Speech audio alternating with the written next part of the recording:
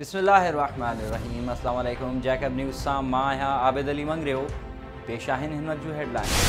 सिंध जे वॾे वज़ीर सैयद मुराद अली शाह पारां बरसात सटियल इलाइक़नि मीरपुर ख़ास, उमरकोट, खिपरो, सजावल, सामारो, टंडो जान मोहम्मद, ड्रिगड़ी, झड्डो ऐं नौकोट जो फ़िज़ाई दौरो करण बाद ऑफिसर सां गॾिजाणी करे इलाइक़नि जी ताज़ी सूरत हाल बाबति ॼाण वरिती वई ऐं ॿोॾि मुतासिरनि सां मुलाक़ातूं पिणु कयूं।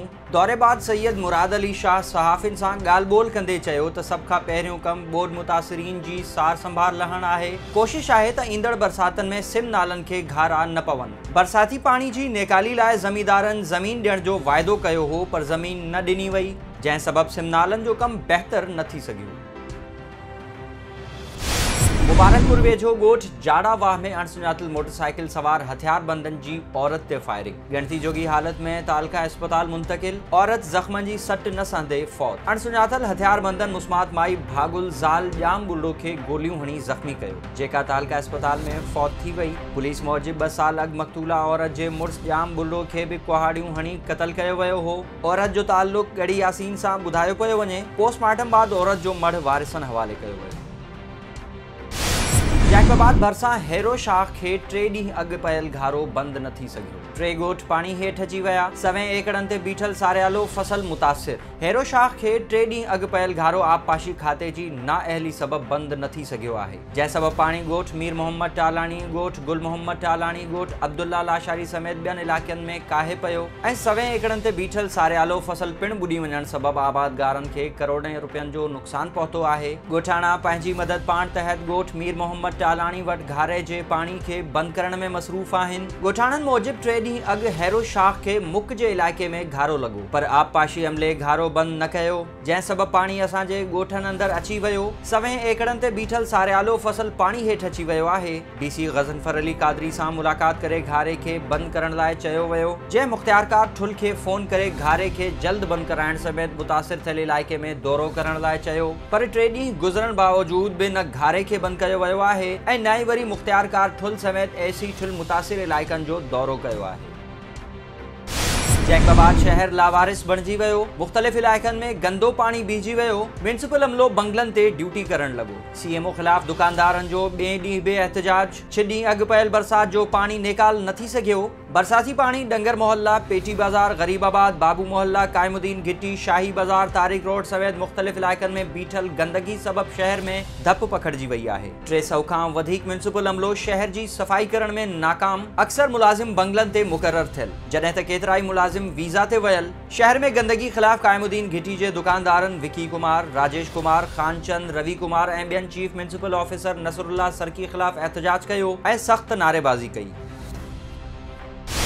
जैकबाबाद में ठरी मीरवाह वासी प्यार जे परणे लाइ निकतल जोड़ो CIA पुलिस हथां गिरफ़्तार, थाणे मुंतकिल। पुलिस जोड़े खे अदालत में पेश करे छॾियो। CIA पुलिस क़ौमी शाहराह ते बुघिया पुल वटि महिराण कार खे शक जी बुनियाद ते रोकियो त ठरी मीरवाह वासी प्यार जे परणे लाइ घरां निकतल जोड़ो नौजवान इरफान शर ऐं तलाकियल नारी नगीना ख़ास ख़ैली तौर सुञाणप थी। जन बाबति एयरपोर्ट थाणे ते कानूनी घुर्जूं पूरियूं करण बाद फर्स्ट सिविल जज जुडिशनल मैजिस्ट्रेट इम्तियाज़ हुसैन लाखेर जी अदालत में पेश कयो वियो। अदालत पारां औरत जो बयान ॿुधण बाद 2 लख बॉन्ड जी ज़मानत एवज़ खेसि मुड़ुस इरफान शर जे हवाले कंदे पुलिस खे हुकुम कयो त जोड़े खे तहफ़्फ़ुज़ सां घर पहुचायो वञे।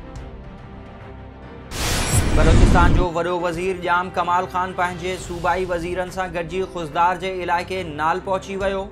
नेशनल पार्टी जे सरबराह सेनेटर मीर हासिल बिज़ेंजो जी वफ़ात ते पोयरनि सां ताज़ियत। वॾे वज़ीर मीर हासिल बिज़ेंजो जी सियासी ख़िदमतनि ते खेसि ख़िराज अक़ीदत पेश कंदे चयो त मीर हासिल बिज़ेंजो हिकु सचो, संजीदा ऐं क़ाबिल एहतराम सियासतदान हो। संदसि सॼी ज़िंदगी सियासी जिद्दोजहद सां भरियल हुई। खटो जे तालका घोड़ाबारी जे ॻोठ अली मोहम्मद ख़ास ख़ैली समेत केतिरा ई ॻोठ बरसाती पाणी में ॿुॾल। मींहं जो पाणी संदन घरनि में दाख़िल थी वियो। शहर सां ज़मीनी रस्तो बि कटिजी वियो। ॻोठाणनि जो चवणु आहे त असांजे ॻोठनि में हर साल सैलाबी सूरत हाल हूंदी आहे, पर हितां जा चूंडियल नुमाइंदा असांजी सार नथा लहनि, जंहिं सबबि सख़्तु परेशान आहियूं। पाणी बीहण सबबि मच्छरनि जो अज़ाब बि वधी वियो आहे ऐं मुख़्तलिफ़ बीमारियूं कर खणी रहियूं आहिनि। इक़्तिदार धणियुनि खे वाहुर जी अपील था करियूं। बोज़ारवाड़ा में तेज तूफ़ानी बारिशुनि सबब सीनियर सहाफ़ी ज़मीर हुसैन अंसारी जो घर किरी पियो। मींहुं दौरान संदसि घर वारी इमारत धमाके सां डही पट। औरतुनि ऐं ॿारनि में कीहार। पाड़े वारा मदद लाइ पहुची विया। सहाफ़ी जो मुतासिर कुटुंब खुलियल आसमान हेठि वेठल, कंहिं बि वाहुर न कई। घर में पयल समूरो सामान भी भॼी पियो। मुतासिर सहाफ़ी जी वसवारनि खां मदद जी अपील। सेनेट में बलोचिस्तान जी ख़ाली थियल सीट ते चूंड लाइ उम्मीदवारनि जे जमा कयल कागज़नि जी जांच पड़ताल मुकम्मल थी वई आहे। सूबाई इलेक्शन कमिश्नर ऐं रिटर्निंग ऑफिसर मोहम्मद रज़ाक कागज़नि जी जांच पड़ताल कई। बलोचिस्तान जी पार्लियामानी जमातुनि जे 10 उम्मीदवारनि कागज़ात नामज़दगी जमा कराया। जनमा 9 उम्मीदवारनि जी जांच पड़ताल मुकम्मल कई वई ऐं हुकुमरान जमात बलोचिस्तान अवामी पार्टी जे उम्मीदवार सरदार नूर अहमद बंगुलज़ई जे पेश न थियण सबब संदसि कागज़ रद्द कया विया आहिनि। सेनेट जी सीट नेशनल पार्टी जे सरबराह मीर हासिल बिज़ेंजो जी वफ़ात सबब ख़ाली थी हुई। उम्मीदवारनि ख़िलाफ़ अपील 2 सेप्टेम्बर ताईं जमा कराए सघिजे थी। अपीलनि ते ट्राइब्यूनल 4 सेप्टेम्बर ते फ़ैसिलो कंदो। 5 सेप्टेम्बर ते उम्मीदवारनि जी हतमी फ़हरिस्त जारी कई वेंदी। 6 सेप्टेम्बर ते उम्मीदवार पंहिंजा कागज़ात नामज़दगी वापसि वठी सघनि था। ख़ाली थियल सीट ते चूंड 12 सेप्टेम्बर ते थींदी। कोयटा में 8 ॾींहं अॻु अगवा थियल ॿारड़ी खे पुलिस बाज़ियाब कराए वरितो। एडिशनल IG अब्दुल रज़ाक चीमा ॿारड़ी जे वारिसनि सां गॾिजी प्रेस कॉन्फ्रेंस कंदे ॿुधायो त ॿारड़ी खे जूता पॉलिश कंदड़ हिकु शख़्स अगवा कयो हो। अगवा जे हिन केस खे साइंटिफिक बुनियादनि ते हल कयो वियो आहे। ऐं बोज़ारवाड़ा में सहाफ़ी गुलमीर ख़ास खेली खां ॾींहुं ॾिठे जो फुर। नाका चौक वेझो बुट ॿधल अणसुञातल मोटरसाइकिल सवार सहाफ़ी जे मोबाइलनि जी दुकान में घिड़ी मोबाइल फुर करे फ़रार थी विया। जॾहिं त 1 महीनो अॻु बि सहाफ़ी खां मोबाइल फुर कयो वियो हो, पर हिन महल ताईं पुलिस कार्रवाई करण में नाकाम। सहाफ़ियुनि में ताव पकड़ियल। हेडलाइंस वधीक ख़बरुनि ऐं अपडेट्स लाइ विज़िट कयो असांजी वेबसाइट www.jacobnewshd.com। फेसबुक ते फॉलो कयो। ॾिसंदा रहो जैकब न्यूज़, ख़बर खां हक़ीक़त ताईं।